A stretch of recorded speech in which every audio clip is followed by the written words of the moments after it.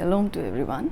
संसार पर जय पाना, पहला यूहन्ना उसका 5 अध्याय पहले पद से 5 पद तक। और यहाँ ऐसी बातें लिखी हैं जिनसे हम जान सकते हैं कि हम संसार पे कैसे जय प्राप्त कर सकते हैं। जिसका यह विश्वास है कि यीशु ही मसीही है। अगर हम मानते हैं कि यीशु ही मसीही है तो वह परमेश्वर से उत्पन्न हुआ है। दूसरी बात, तीसरी बात, और जो कोई उत्पन्न करने वाले से प्रेम रखता है वह उससे भी प्रेम रखता है जो उससे उत्पन्न हुआ है। प्रभु का धन्यवाद हो। जब हम परमेश्वर से प्रेम रखते हैं और उसकी आज्ञाओं को मानते हैं तो इसी से हम जानते हैं कि हम परमेश्वर की संतानों से भी प्रेम रखते हैं। नेक्स्ट, तीसरा पद, क्योंकि परमेश्वर से प्रेम रखना यह है कि हम उसकी आज्ञाओं को मानें।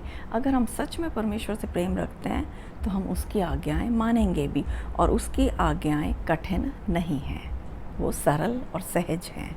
क्योंकि जो कुछ परमेश्वर से उत्पन्न हुआ है वह संसार पर जय प्राप्त करता है। और जब हम मानते हैं कि यीशु ही मसीही है तो हमें पता है कि हम परमेश्वर से ही उत्पन्न हुए हैं, और जो परमेश्वर से उत्पन्न होता है वही जय संसार पे जय प्राप्त करता है।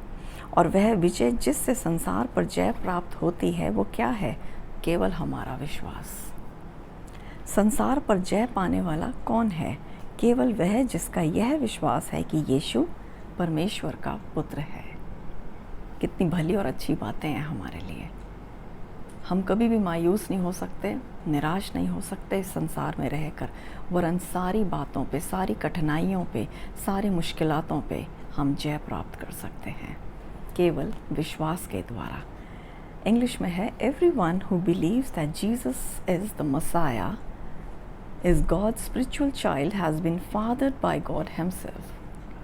And everyone who loves Father God loves his children as well.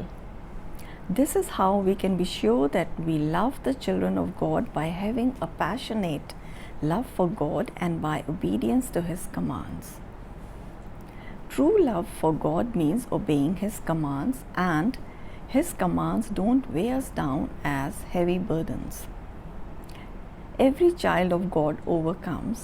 The world of our faith is the victorious power that triumphs over the world. So who are the world conquerors? Those who believe that Jesus is the Son of God. So God bless you all. प्रभु आपको बहुत आशीष दे।